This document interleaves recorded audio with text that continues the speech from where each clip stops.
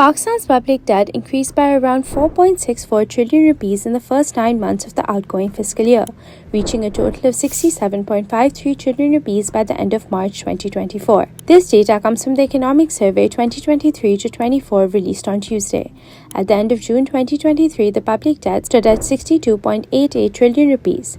Despite the rise, the rate of debt accumulation slowed by 54%, attributed to exchange rate stability. As of March 2024, the domestic debt was 43.43 trillion rupees, while external debt was 24.09 trillion rupees.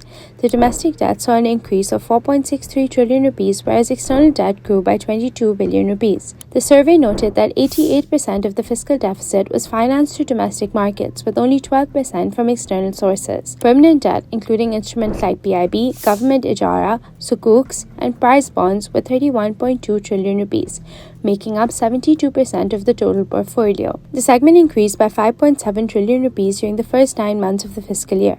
Floating debt, primarily short-term instruments, was 8.5 trillion rupees, while unfunded debt stood at 2.8 trillion rupees. Debt owed to multilateral sources increased by $1.7 billion, with major inflows from the IMF, World Bank, ADB, and AIIB. Bilateral debt increased by $648 million, with significant deposits from Saudi Arabia. The external debt portfolio includes 53% from multilateral bodies and 21% from bilateral sources.